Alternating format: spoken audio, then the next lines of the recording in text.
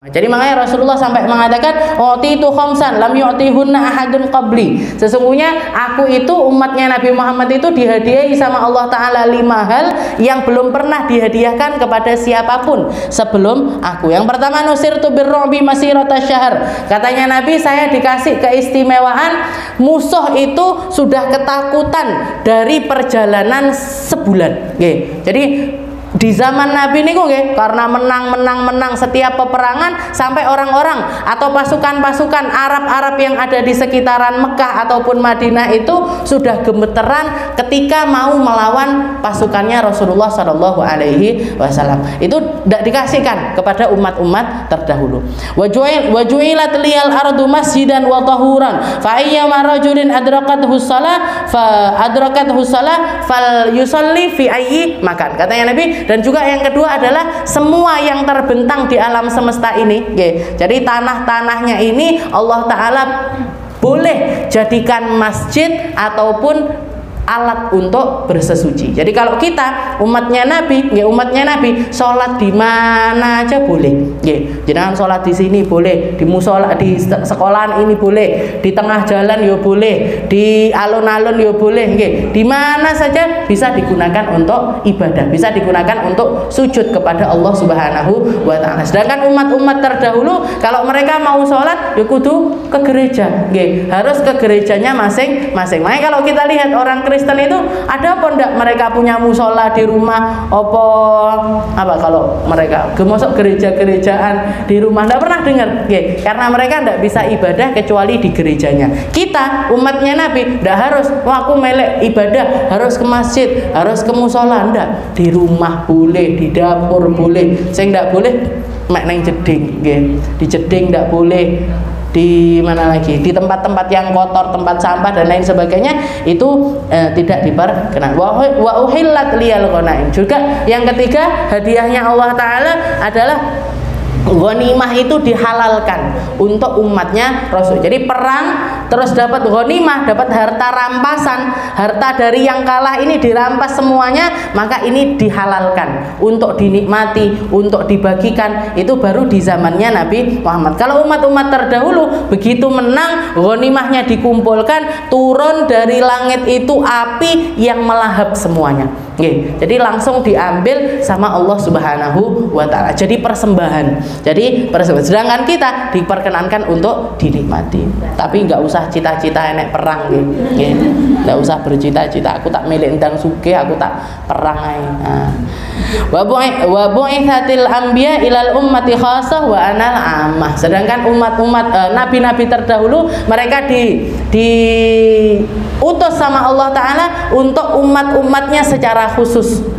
Kalau Nabi Isa ya cuman di negerinya saja, Nabi Musa ya cuman dakwai Fir'aun dan kelompoknya saja, cuman khusus seperti itu. Sedangkan Nabi Muhammad diutus untuk seluruh umat, bangsa apapun, dengan bahasa apapun, dengan manusia manapun, maka Nabi Muhammad Shallallahu Alaihi Wasallam diutuskan untuk mereka. Makanya kita umatnya Nabi, salah satu cara Allah Ta'ala untuk menjaga umat ini adalah kita akan menemukan di setiap tempat itu orang-orang yang menjadi penyambung lidahnya Rasulullah Shallallahu Alaihi Wasallam. Kampung dalem enek ustad-ustad, gitu, ada ustad-ustad. Nanti Kenayan ada ustad-ustad. Nanti diratani sama Allah Ta'ala. Masjid diratani, musola diratani, ulama diratani, orang-orang baik diratani, orang-orang dermawan diratani. Ini siapa yang bikin seperti itu? Siapa yang menskenariokan seperti itu?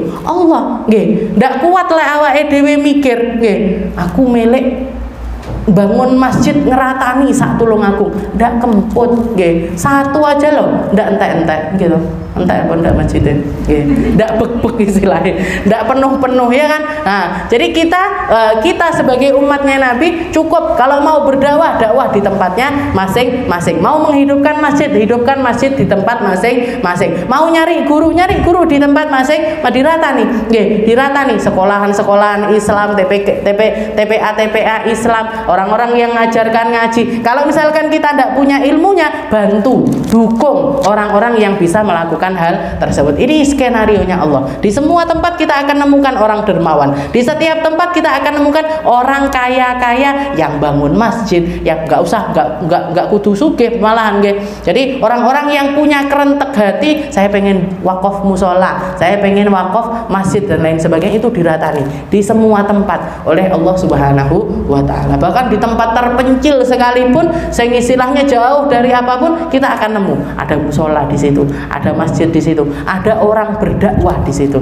Walaupun sekedar ngajarin sholat, wudhu. Nah, ini kelebihannya umatnya Rasulullah. Karena siapa? Karena kitanya, karena manusia? Enggak, karena Nabi Muhammad Sallallahu Alaihi Wasallam. Karena berkatnya Nabi, Allah Ta'ala pengen selalu di semua zaman itu menyenangkan hatinya Rasulullah Sallallahu Alaihi Wasallam dengan menjadikan setiap lapisan umatnya itu ada porsi untuk sholat, porsi untuk ibadah, porsi untuk puasa, porsi untuk melakukan kebaikan. Makanya yang beruntung kita ketika kita dimasukkan, digawe, istilahnya kita dipakai sama Allah Ta'ala untuk menjadi bagian dari orang-orang baik tersebut, wasilah untuk menyenangkan hatinya Rasulullah Shallallahu Alaihi Wasallam. Ayo dewe sing bejo, ikut ngeramaikan masjid, ikut ngeramaikan musola, ikut dukung lembaga-lembaga pendidikan Islam, ikut mendukung masjid-masjid, musola-musola yang ada di sekitaran kita. Kita yang beruntung, karena berarti kita dikanggeni sama Allah Ta'ala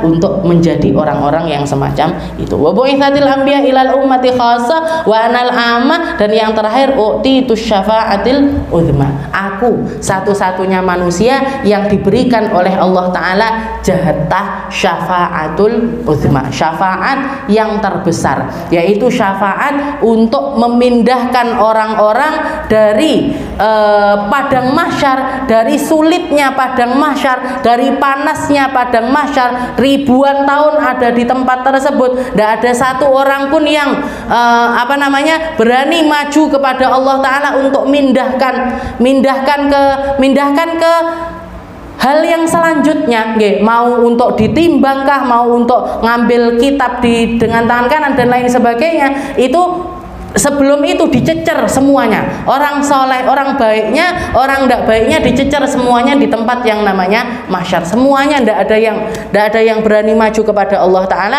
cuman Nabi Muhammad Sallallahu Alaihi Wasallam. Jadi ini 5 hadiahnya Allah Ta'ala yang dikhususkan untuk Nabi kita, Nabi Muhammad Sallallahu Alaihi Wasallam.